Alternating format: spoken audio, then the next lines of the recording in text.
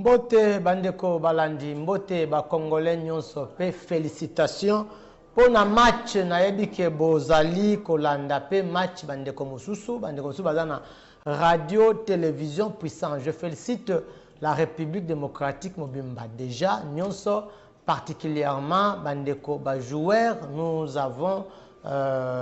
sommes de cœur pour ezamboka na bisonde zali kobeta ndembo cela n'empêche biso tozali awa bandeko bazo beta bale, cela n'empêche tozali partout mbote na équipe technique Mobimba ya radio télévision puissance tokanisi numéro 0001 ya chaîne papa Kizami na Kibila Jean Oscar tokanisi ye mbote na mama Kati Masini papa Jérémy Mbambi elongo na bandeko nyonso petit nanga Orly Mawete yelelo azali na sima ba caméra azara tantôt na radio tantôt na sima ya ba caméra petit nanga Orly Mawete na pesi mbote na pesi mbote na bandeko nyonso oyo bazo soutenir émission ya vrai congolais plus de 143 na mokili Mobimba na Kinshasa na bandeko bazana bipai bazali ko soutenir émission oyo ya biso tozali kosa na pesi bango matondi na pesi matondi lokola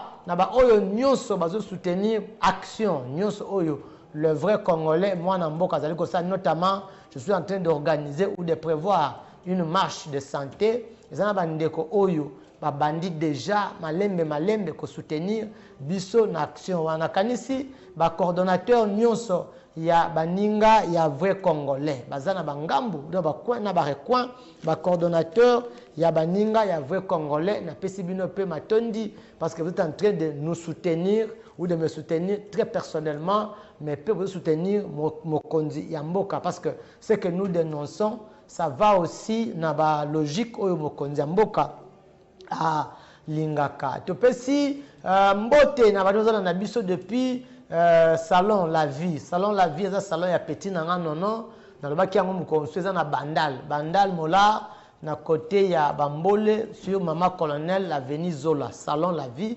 bisika bakata kanga moustache na suki na salon la vie na pesi bandeko na biso kuna mbote bandeko bazana na espace B52 na Kinsala na pesi bino pe mbote bandeko o bazali na espace toute vie et vie na pesi bino pe mbote na arrêt courant na pesi mbote bato bazolandanga baza ebele na epa ya maison de couture maître Sougari hein na bakawana maison de couture oyo etongaka bilamba nanga na pesi bino mbote bandeko ya bikuku bandeko ya bibwa bandeko ya kimbanseke bandeko ya mongafula bandeko ya ngalema ya ngaba makala limete bandeko ya lemba bandeko ya commune ya Lingwala Kintambo Gombe commune ya Kinshasa bandeko ya Bandalungwa bandeko ya Masina Njili Kimbanseke bandeko ya partout na pesi bino mbote mingi bandeko ya bikuku na bandeko ya Buma bandeko ya Maluku bobenga kanga na bosa minote bandeko ya Congo Central na pesi bino mbote bandeko ya Brazzaville na kanisi bino na biso na mikili ya poto na nzela ya YouTube na bisaki bandeko merci pe félicitations ba o bazali ko s'abonner na bi chaîne na bino ezali le vrai congolais TV bandeko ebele bazo s'abonner na moni ba vie pe eza tellement ebele na bemiso tozocha bandeko bazo landa bemiso eza ebele je crois plus de 50 émissions eza déjà na kati ya boîte oko tala yango oko landa o en intégralité ya ba émission nyonso ya dénonciation bon comprendre que nazalinga moko nazanga moko mais na lobaka un seul donc moi seul contre batu ebele oyo bino bozali bika na mabota excusez-moi na mabota bozali ebele oyo bozali kolanda ngai bo recharger ba crédit bo recharger ba méga numéro nanga nyonso mibale ezalaka plutôt sur WhatsApp et puis appel normal nazanango awa sur place okobenga biso opesa précision ya likambo nyonso oyo okuta nango likambo nyonso oyo yebi likambo nyonso nazoba oyo ze déranger yo ezala makambo ya musala ezala makambo ya banzela circulation ezala makambo ya sécurité ezala makambo ya transport tout ce que vous vivez qui vous paraît hein aux ala sujet objet, sujet, objet, na menace moko boye. Soit mutu moko ya l'État, intimidayo, aloba boye. Voilà l'occasion vous est donnée. Au benga vrai congolais, na ba numéro na yewana opesi précision, ya likambu. Oyo ozali koloba nde na bongo toko kende liboso, on va avancer malema nde ba appel na bino to kende ti na suka ya émission parce que ndeko moka benga mikolegi abi mwana mboka bakata yote na bakata nga parce que télévision ezangonga. Je vous avais dit autrefois que nous avons besoin d'aide. Ça pour ça va soutenir l'émission Oyo. On doit faire plateau, espace d'enregistrement. Il y a beaucoup d'histoires qu'on devait acheter des chaises, mesa, moi et belé. Si vous voulez aussi soutenir, participer à l'œuvre Oyo, l'émission Oyo. Numéro, il y a un affiché. Vous allez nous appeler, on vous dira quoi et comment faire. Tokena na réalisation avant to banda ko dénoncer ndeko ko bipenga te, je dis je suis en direct. Naza ndeko bipenga te okobenga et puis na ko yamba opesa détail ya makam. Na bito ke na réalisation to landa clôture ya mois de la femme na bandeko na biso ya ISTEM, clôture ya mois de la femme, zala qui organisé lelo, on m'avait invité, j'étais là. Lelo awa toyoka kaka nanu, interview ya madame DG ya ISTEM oyo alobaki na ma micro ya vrai congolais, et puis je vais revenir pour te avancer na maloba na biso. Tokei papa je miso za longo na biso toyoka interview ya madame DG ya ISTEM Kinshasa bien sûr, nde na gozonga na continue tokei. Les femmes de l'ISTEM Kinshasa en marge de la journée internationale des droits de la femme. En fait, le 8 mars, il est célébré la journée internationale de la femme. Pourquoi? Parce qu'il serait intéressant de pouvoir célébrer les avancées des droits des femmes, les avancées de l'égalité homme-femme, les avancées de la justice. Voilà pourquoi les femmes de l'ISTEM Kinshasa, en tant que femmes d'un établissement d'enseignement supérieur et universitaire, ont voulu, à la manière justement des établissements de l'ESU, pouvoir organiser, célébrer par une série de conférences pour sensibiliser, pour mobiliser, pour échanger autour justement des avancées. D'où vient-on? Où en est-on? Et où allons-nous par rapport à ces droits de femmes que nous sommes en train de revendiquer année après année? Madame, la deuxième question, quelle est la place de la femme de l'ISTEM, mais aussi les jeunes filles, les étudiantes aussi? La place dans quoi? La place ici à l'ISTEM Kinshasa et puis la... Moi, je voulais demander le message fort que vous avez lancé aux femmes du monde, particulièrement ceux de l'ISTEM de Kinshasa. Alors le message que je lance, c'est que les avancées socio-politico-économiques sont vastes et nous remarquons que les femmes se mettent souvent en marge de ces avancées parce qu'elles ne savent pas qu'elles ont la potentialité de pouvoir également poser la pierre à l'édifice de la construction d'un État, d'un pays. Voilà pourquoi aujourd'hui nous voudrions leur lancer ce message, leur dire qu'elles en ont la capacité. D'ailleurs, si nous regardons les recherches scientifiques qui sont faites, il est dit que les femmes ont un quotient intellectuel plus élevé que les hommes et donc par rapport à cela, elles ne le savent pas. Voilà pourquoi aujourd'hui nous voudrions leur dire qu'elles ne restent pas en marge, qu'elles osent, qu'elles soient nombreuses dans les postes de responsabilité justement pour défendre les droits de la femme. Parce que si nous laissons les hommes défendre nos droits, ils ne sauront pas mieux défendre nos droits que nous-mêmes parce que nous connaissons. Nous connaissons bien la constitution de la femme, nous savons comment la femme réfléchit, comment la femme réagit, comment elle est physiologiquement constituée et par là nous pouvons prendre des décisions qui vont dans le sens justement de pouvoir considérer également la femme à sa plus juste valeur. Une question sur les femmes qui portent le pagne le 8 mars. Que veut dire le pagne? Est-ce que c'est le pagne qui fera la différence ou l'égalité entre l'homme et la femme? Mais pas du tout, ce n'est pas le pagne qui fera la différence. En fait, pouvoir mettre le pagne, c'est juste pour se différencier, c'est juste un symbole.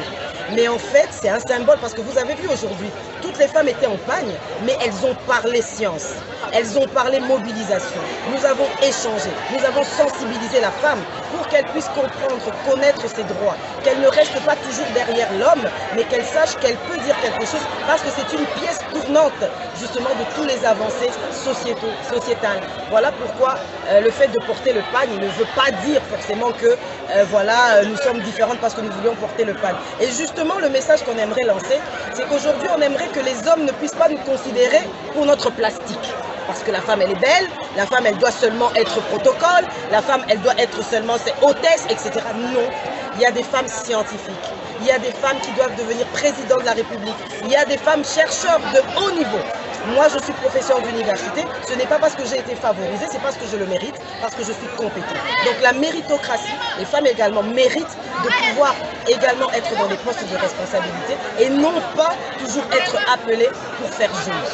Vous avez parlé de femmes de l'ISTEM qui a étudié. Pensez-vous aussi de femmes qui n'ont pas étudié, vous avez un conseil à leur donner? Les femmes qui n'ont pas étudié, et cela ne veut pas dire, ça ne veut pas dire qu'elles n'ont pas quelque chose à apporter. Parce qu'elles n'ont pas étudié, peut-être parce que la société ne leur a pas permis d'étudier. Aujourd'hui, notre société, même nous en République démocratique du Congo, il y a des pesanteurs qui font que les femmes ne vont pas loin. Quand on éduque nos enfants aujourd'hui, les garçons sont éduqués pour être des responsables, les femmes sont éduquées pour accompagner les hommes, malheureusement. Alors que les femmes, je le redis encore, elles ont quelque chose à apporter parce qu'elles ont plus de quotient intellectuel que l'homme. Elles ne peuvent pas rester en marge des avancées socio-économiques. Donc il faut qu'elles le sachent, il faut qu'elles puissent, celles qui n'ont pas étudié, qu'elles puissent savoir. Même si elles n'ont pas étudié parce que la société ne le leur a pas permis, mais cela n'est pas trop tard. Elles peuvent faire des formations. Même celles qui n'ont pas étudié, même si elles vendent là-bas les matembele, elles cultivent, etc. Mais il y a des formations qui leur permettra de pouvoir savoir, avec les matembele que vous faites, il faut faire une étude du marché, il faut faire une étude de faisabilité, une étude de préfaisabilité, de faisabilité du marché, un business plan pour que cette étude, pour que ce commerce que vous tenez puisse aller loin. Donc même si elles n'ont pas étudié, elles doivent quand même se former. Il y a des formations de diplômantes de courte durée, des formations qui peuvent leur permettre de pouvoir éclore leur commerce.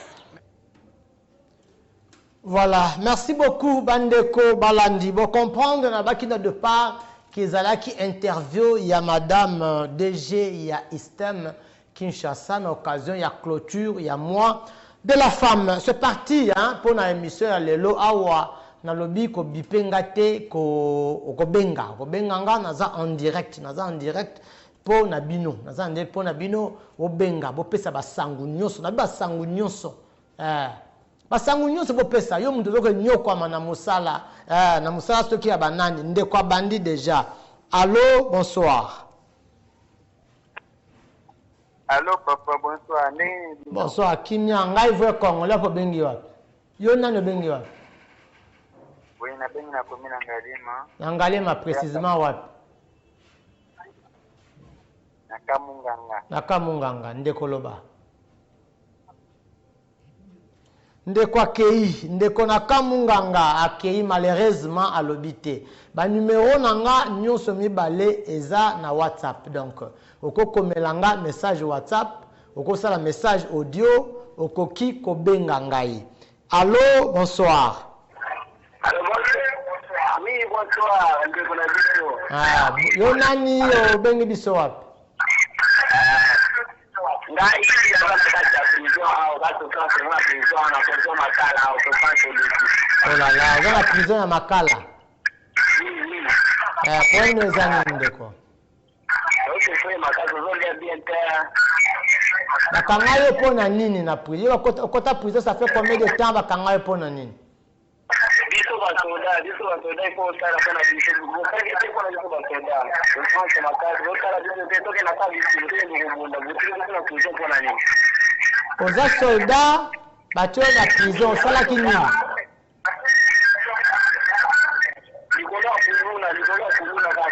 Ah, ok.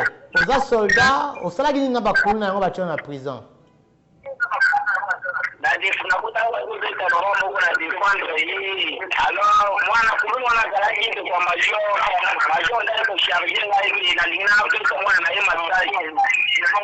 Major Yawapi, Major Nani va changer. Oh là là, Ndekonanga Kei. Hein? Tu allais donner les informations à Malamu.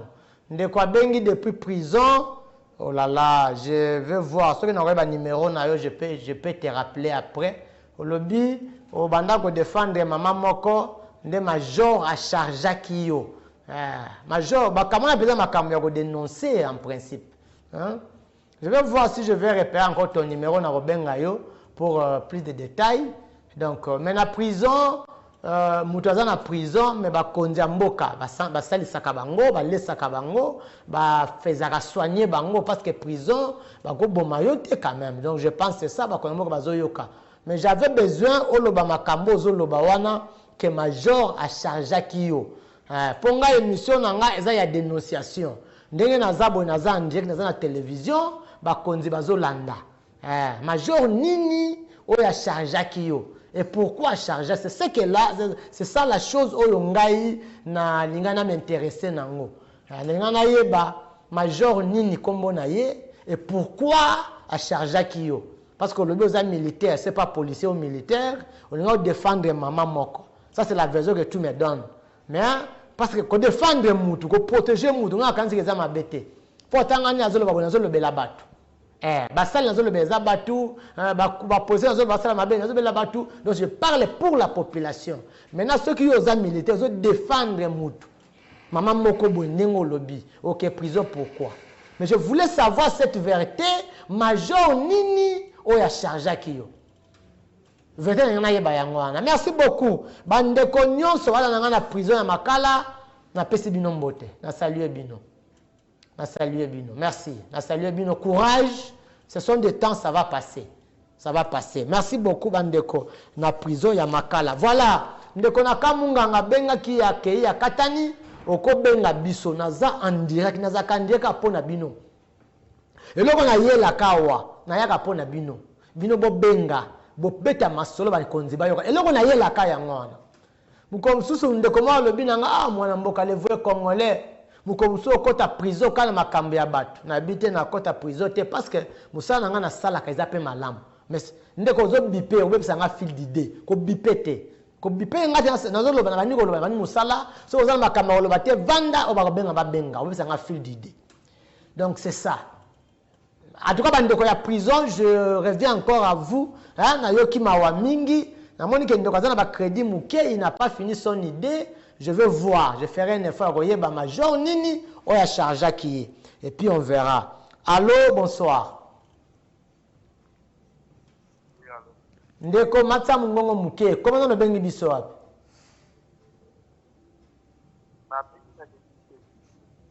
Ozomi mamala mute, loba bengi biso wapi komo nani?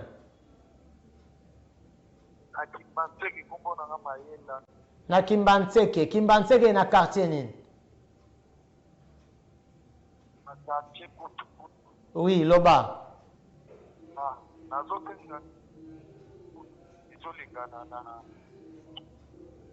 Ndeko zoyoka na malamu te bandela appel na yo puis changer place. Zoyoka na malamu te ndeko na Kimbanseke. Voilà, na avancer malé mettant ndeko bazobenga na dénonçaki makambu ya ba Jean batu Snell, hein? Snell a longola, oh là là. Snell a longola batu awa depuis le 31 il y a 11e mois 2022. Batu wana baza 932. Ba travailler à Snell o bazaka ba journalier. Dans un mikanda yango na ya mananu ndeko. Allô, bonsoir. Allô, bonsoir. Allô, bonsoir papa. Ngai voix congolais, yo nani comment on a bien vu ça? Na bengi na ngalema kombo Nesto. Nesto na ngalema précisément quartier nini? Na ngalema précisément quartier Kamunga papa. Oui, loba. Oui, loba. Mais vous savez na drapeau, yo drapeau ya pays yango volati et veste na cravate na chapeau na ndeni. Veste na cravate na chapeau. Continuez à donner la réponse, continuez. Mais eza drapeau ya pays, Yo kefa Numéro nayo na enregistré yango, on va voir à la fin de l'émission. On va voir à la fin de l'émission.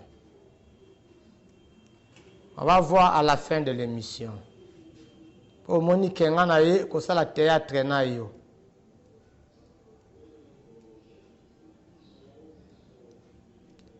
Voilà, merci beaucoup. J'ai enregistré d'abord ton numéro. On va voir à la fin de l'émission. Pour Monique, je vais te chercher à travers Simnayo. À travers Simnayo. Numéro d'enregistrement Nayo. Attends au Kosingalema, je vais te chercher. Voilà, on continue. Je disais, Jean Yasnel. Jean Yasnel, 932 agents. 932 agents Yasnel. Balongola Kibango depuis le 31. Depuis le 31, il y a 11e mois 2002. 2002. Balongola ba papa oyo. 932 agents. Balongola ngo ponanine. Par engagement, il y a bazaki ba journalier. Et ici on notifie, on dit qu'il y a des journaliers qui ont fait de 5 à 18 ans. Donc 5 ans journalier, 18 ans journalier, ainsi de suite. Et comme le moment il y a un engagement, c'est ce que j'ai dit dans le conditionnel. Bokanisa dossier certainement boye biango. Allô, bonsoir. Allô, bonsoir. Allô, tout ça commune Angaba na avenue Zaba. Oui, Lobandeko. Na nyana biso. Bato a sinel batia basinga na bango za kana se chaque ta bato balikaka et tout a bango. Bata sinel yangaba. Sinel yangaba. Basinga na bango akura ezala na côté ya se batia ngo vraiment l'économie te et kita na se chaque te pelaka esala bato bakaka. Merci beaucoup. Merci beaucoup Ndeko Nangaba. Merci beaucoup. Merci. Bato ya sinel awa nazana problème d'abord. J'avais dit autrefois, journalier, mais ici, on a identifié que de 5 à 18 ans journalier. Et engagé, engagement, dès qu'on a avancé, ça c'est la SNEL. SNEL a un problème pour nous repasser sa bise au courant. Dans le bayango, on repère sa courant 15 jours. Facture réseau il y a 30 jours. On a régi des eaux. Voilà, les amis de Ngaba ont demandé encore. Les amis de la commune de Ngaba ont demandé. Lobby SNEL, Singanabino, avenue Zaba, Ngaba. Bandeko ya SNEL en général, na oya commune Ngaba en particulier. Bokende Kobongisa, Basinga, Nabino na commune Ngaba, certainement vous assure. Boyebi yango so bebi dossier wana te bokende botala dossier ya basinga wana commune Yangaba. Allô, bonsoir. Allô, bonsoir. Oui, ngai vrai congolais non bengi biso wana. Nga pe vrai congolais na bengi na koke. Obengi wapi? Na makala na croquer loba. Oui. Na croquer na makala. Oui. Ils ont agé le mot de la PME à la mettre avocat à la éclaireur à popicien. Chico a premier éclaireur à soi ici pour quand ça va na. Abenga maître avocat. Merci beaucoup. Maître avocat, certainement m'avait déjà parlé de ça. Je crois que c'est la deuxième fois. Maître avocat na makala. Maître avocat na makala. Azala qui éclaireur à policier. A combien éclairé à FARDC. Maître avocat na makala ba konzamboka bolanda makambo ba éclaireur. J'avais dit ça. Beaucoup de réponses na makambo éclaireur. Allô, bonsoir. Allô, bonsoir. Comment nani obengi biso wapi ngai vrai congolais. La commune à Kinshasa. Commune à Kinshasa papa olobini.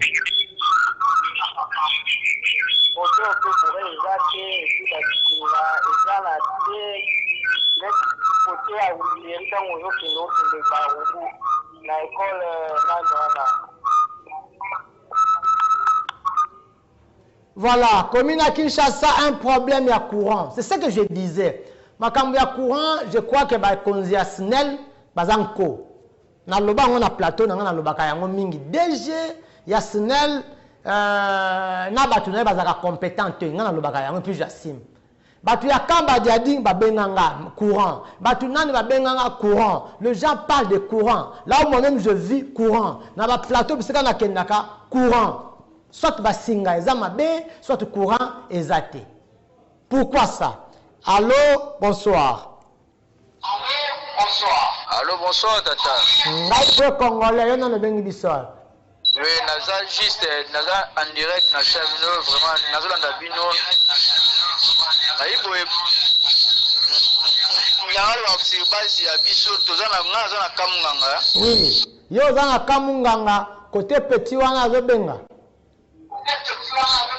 Te naïbi tengaza shisa kamunganga pena naza na digaswa luindu wana, kumona ngai jarba. Oui, loba.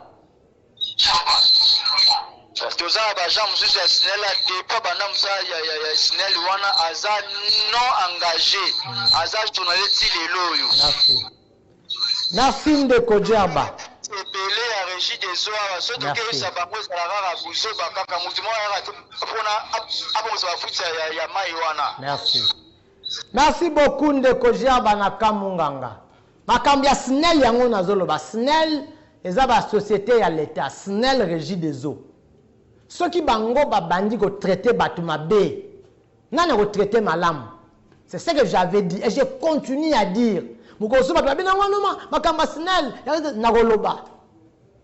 Ba ja ya SNEL na ki journalier ba kolonga mukolonine ndeko alobi yango. Awa ba komi yango j'ai les documents ya bato ba longola ba sali ba 5 à 18 ans. Na ki journalier. C'est comme ça qu'il y a un problème. Bah courant ils ont malamouté, bah câble ils allaient mabé, la régie des hommes même. Ceux qui fuient les alliés à maï, même là où moi je suis sur mon avenue, Narinanga. Oui, je vis moi ceux qui fuient les alliés, ceux qui n'y maï, mais pas bak bambango, kangango, mais c'était pas facile. C'était pas facile. Parce que la régie des eaux, ils ne sont pas compétents à battre SNEL. Et je m'étonne, na moi na mboka zaka député de consigne. Je sais pas ça parmi batu ya l'administration, ba CPA, ceux qui banani ya régie de ya SNEL. Hein? Allô, bonsoir. Allô, bonsoir. Comment on a le bonsoir? Allô, bonsoir. Rappelez-moi un mboka na bengi na commune de Selembao. Selembao mama, ko les amis kuna. Souci na biso za papa. Nayebi te so ba gens de l'ordre vraiment ba gens mboko ba soda mo ba tela biso na ngamba seulement na prince akabalo la vie donc tout ça là ba ko boto la ko boma ko kanga ba innocent donc toza vraiment mal à l'aise na siatu wana lo la vie ezana venir Ntwalani ezana Ntwalani Ntwalani na révolution Ntwalani bazo ke boto la partout merci beaucoup merci beaucoup. Makambu ya ba lo lavé, o baza soki na Ntwalani côté ya mai. O baza na révolution, je crois ba revogen parce que baza ba lo lavé na ba revogen na ngambu wana. J'ai quand même l'idée. Comme si baza na révolution, si baza na Ntwalani côté ya mai. Makaba policier na sina loba yango mingi. Il y a des cas de décès na ngambu wana, je connais. Mikoleleki na yaka côté ya Gombe Matadi. Abomaka bato m'avait parlé de 3 personnes. Mais on a mon famille, il y a 2 personnes, on a 11 heures. Il y a trop d'accidents, et makabalo lavé, on a revogen, je suis en train de parler de causer dans loba, zana loba benga sima. Ce qu'on l'andeli bien, et ça va pur, parce qu'on m'avait dit que les gens pires. Oui, ok, maintenant, Ndeko, Nestor, j'avais enregistré ton numéro, on a beau je ne veux pas ces histoires, là, attention. Oui, je disais, balo lavé na ba revogen, je parle d'eux. Na lobeli bango mingi. Baza ba les gens purs. Ndenge moko na batu ya Kilwangu. Na batu ya Kilwangu. Baza ndenge moko. Je suis en train de crier, je continue à crier. Ce que comme il faut na benga batu ya droit de l'homme. Nde ba ya na ba souci to wana ba kanga ba policier wana. Allô, bonsoir. Allô, Congolais, bonsoir. Comment na boy appel na yo muto benga place Petro naza. Yo batakamunganga, je dois enregistrer votre numéro. J'enregistre vos numéros, puis on va voir à la fin.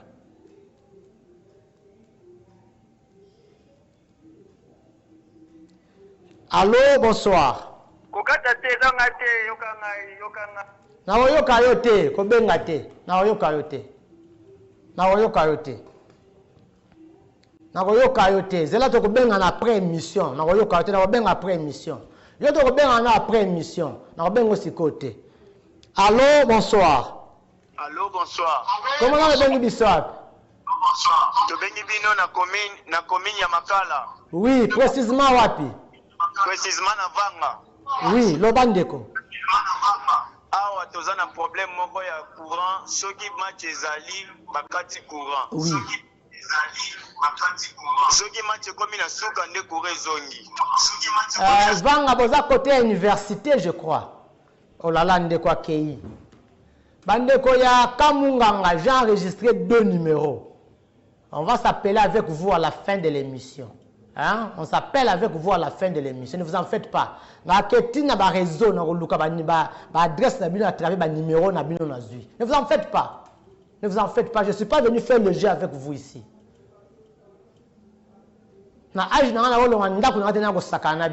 Ok? On va voir après l'émission. On va voir après l'émission. Je vais vous repérer. Je vais vous repérer avec les agents, il y a un service de communication. Je vais vous repérer. Vous allez voir. Voilà. Bandeko ya SNEL, le système de Kolobi, c'est connu. C'est connu. C'est connu. Bakata courant, ce qui match ezali. Bakati courant, ce qui match eza, batu ya babar, bapesa bango bambongo. Pour battre na babar, j'ai déjà dit ça ici.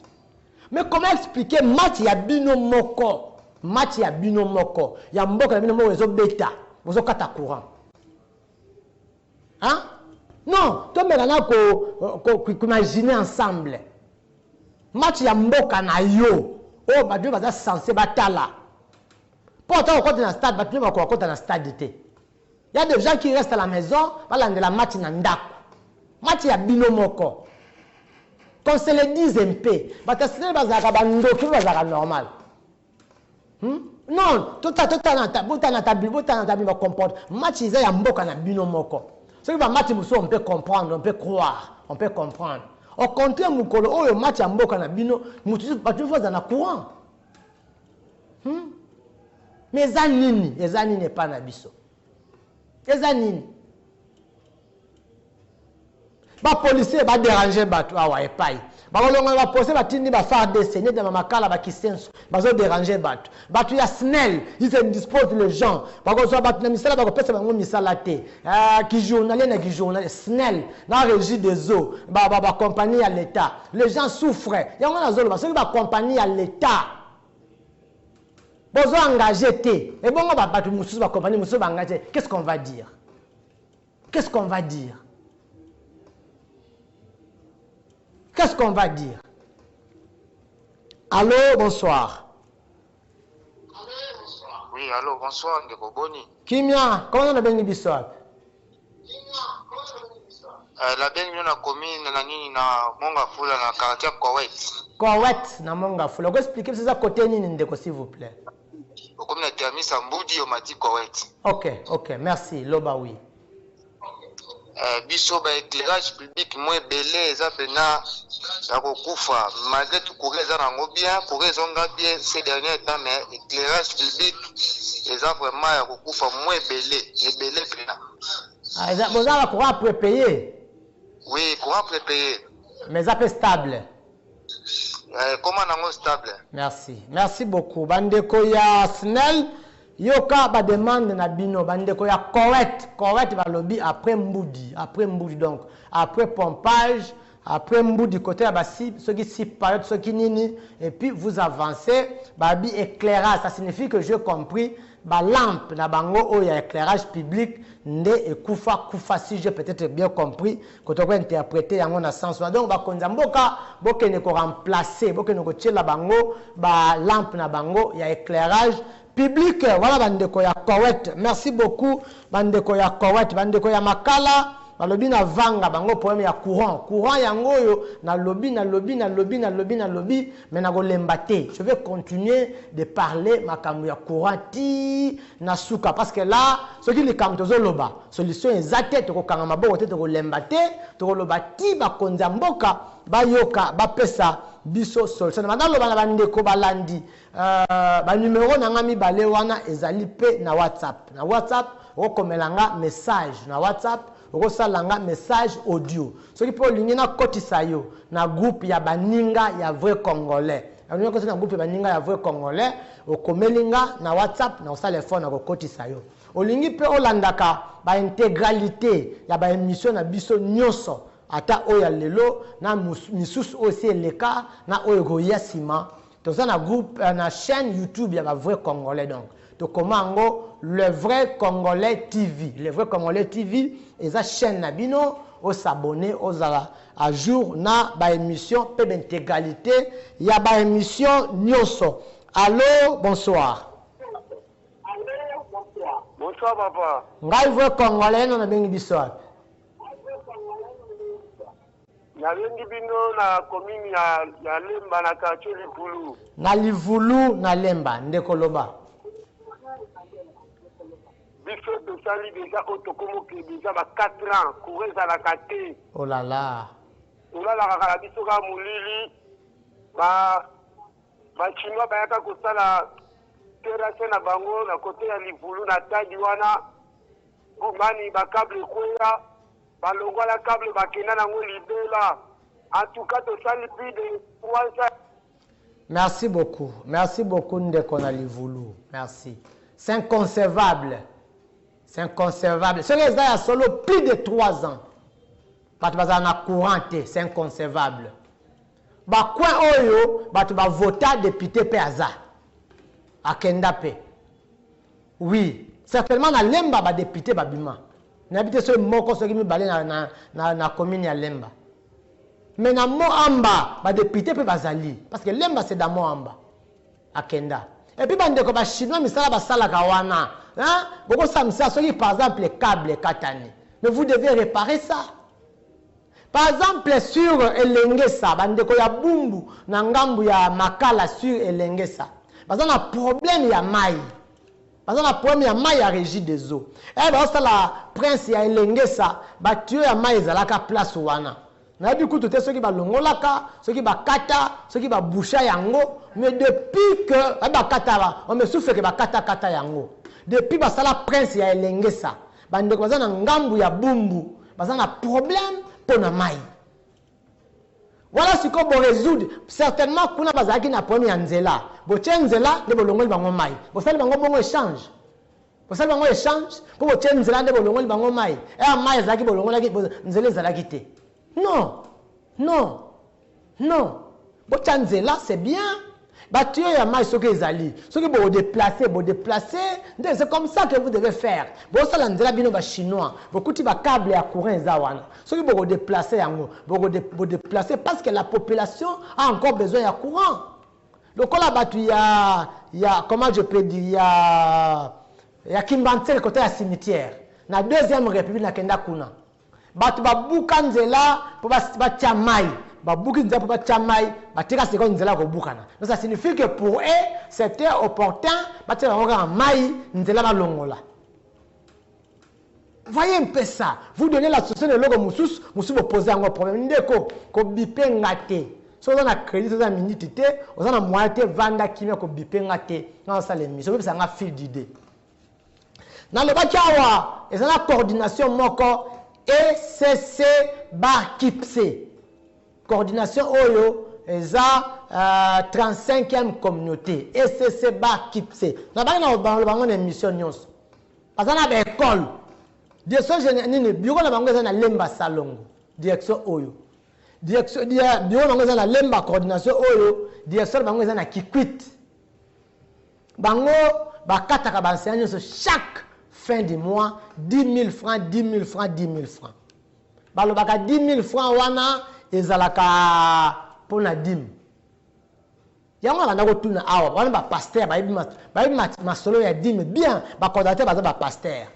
Dim ya mutu ezalaka nini 1/10. Si quoi enseignant nini à l'État a un salaire à 100 000 pour nous à 10 000. Non, les enseignants plus de 100 000, 300, 400 000. Si quoi 10 000 aux Ouakawana, les alakaya nini. Ce les alakaya mouyibité. Et pourquoi on peut savoir comment il y a 10 000? Pourquoi? Pourquoi comment il y a 10 000? Pourquoi?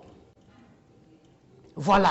Ba coordonnateur Oyo, il y a SCC ba Kipse Oyo. Ce qui est tiki makambo, bandeko ba ko benga la webisanga. Le vrai Congolais, bazo kata biso su ba 10 000 te tina ko tika so bo tikite, ba ko pesa nga siko kombo ya coordinateur ya communauté Oyo na ko tanga ngwawa. Pour coordonnateur en sera pasteur, il n'est pas sérieux. Non, bandeko ba landi. Hein, bo ba des fois que je parle. Pasteur Oyo, coordinateur Oyo, bah 10 000 azwaka batu ya 10 ata yo moko. Bon, moi je suis pas pasteur, na yebité. Mais est-ce que 10 000 a un dixième été? Si quoi un dixième il y a 300 000, il y a 400 000. Et ça 10 000. Ata et pas ya nzambango. Na place de salaire, il y a 400 000, il y a 300 000. Au PC 10 000, il y a 10 000. Est-ce que pas nzambe za malam? Au moni? Oh, bah pasteur, bah coordonnateur. Bon, nous que l'anga combo ya coordonnateur wana, bo tinde l'anga yango awa. C'est que ça coordonnateur a sérieuxité.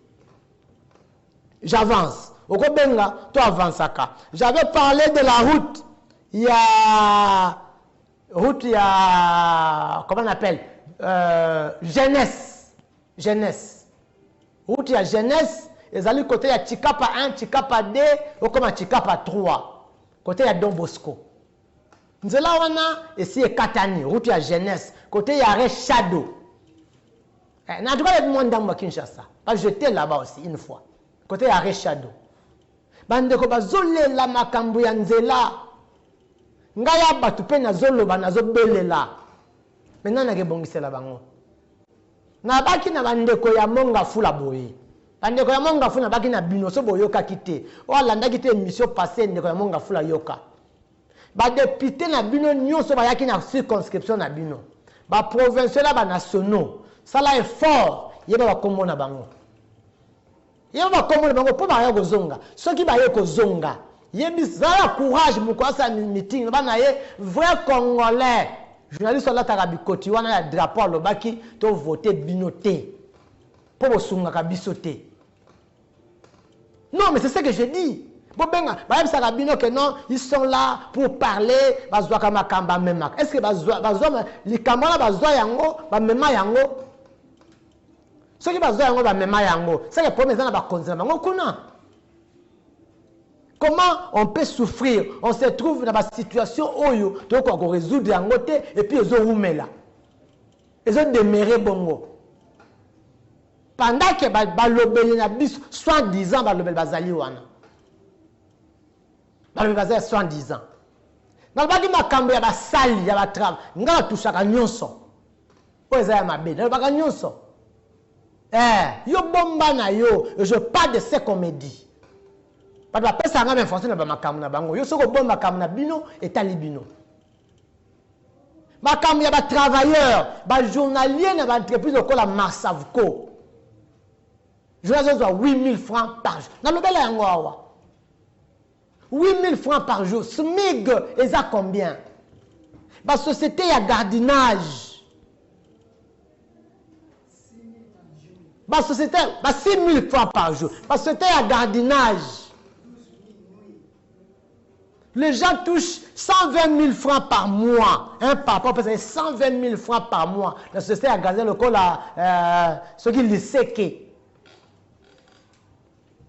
Maintenant, l'inspecteur ministère du travail, bango balobi ministre na bango a suspendre ma mission, l'inspecteur ministère du travail, ba ke ko vérifier, mais ba ke pas ça ba mission te. Pourquoi? Ponanine. Ponanine. Dans le bala ki batu ya service ya économie. Service ya économie. Service ya PMEA. Service ya environnement, ya bumbu na selemba. Na bandeli. Service ya économie.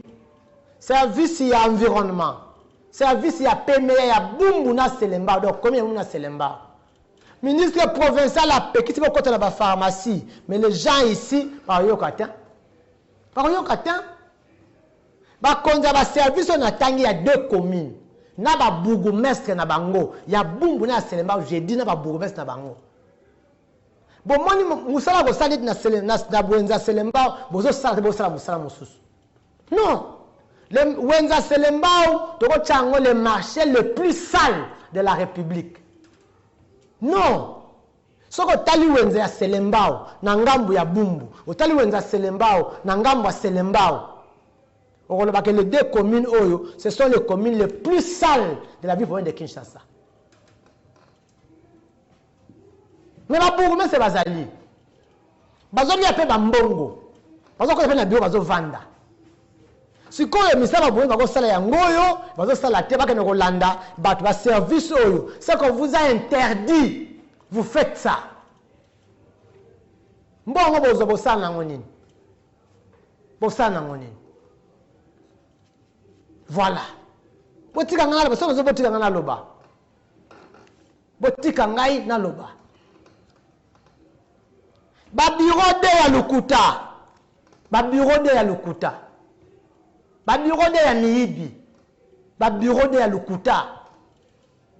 En face, en diagonale ya Mutombo Dikembe.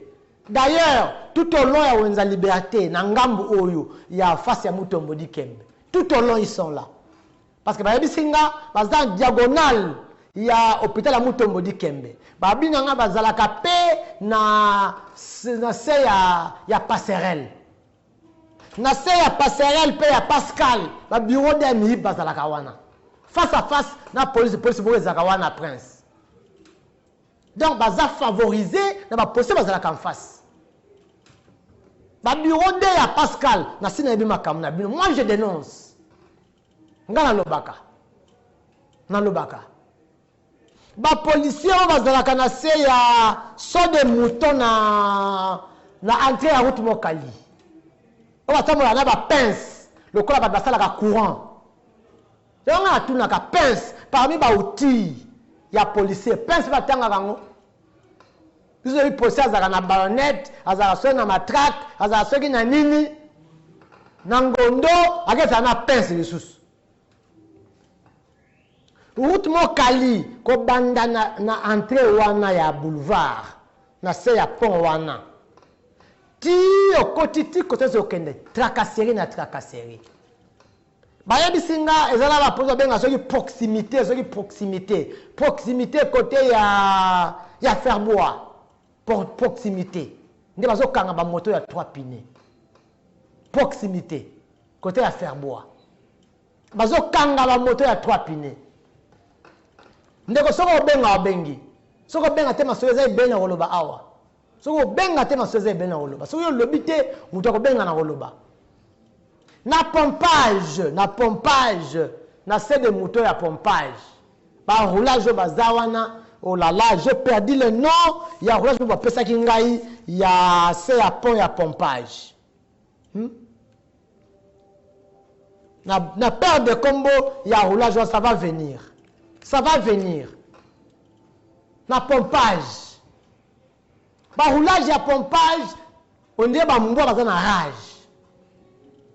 Makelemba ya 100 000 ezela bango mikolo nyonso. Ba roulage ya pompage. Makelemba ya 100 000. 100 000 wana ko sanga ko zambongo na bana moto, na ba chauffeur taximan.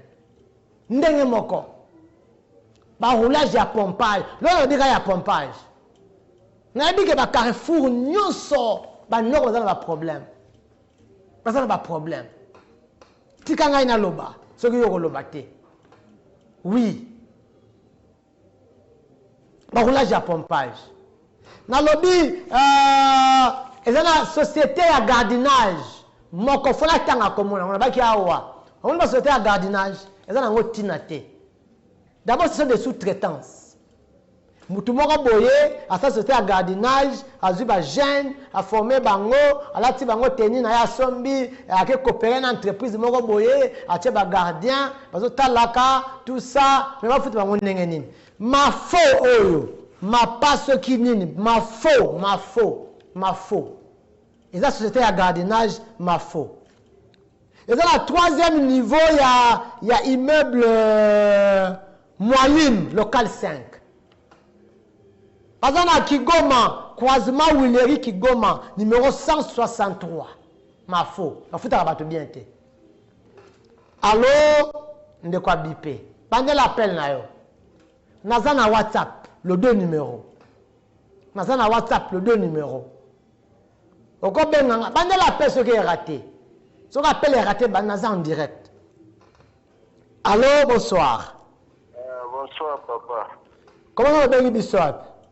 Kombo ngai richesse to bengi no komni ya Selemba précisément quartier Pulumbambu le makambo ya bataki lwangu olingo le bayango loba kilwangu donc bango ya mutu na funda utu yona do tayi komone donc kilwangu wana côté na biso très dangereux ko kanga donc jeune akoleka akoleka jamais na bango su bakute na nzela jeune pa na bango akoma infraction fara na bango batata ba mama bakinda kozoma pa na ba 4 heures kotsa bakraka kobotola mbongo nyonso soda na milie na biso banda kotambola parti ya 4 heures ezala yo za chauffeur ndenge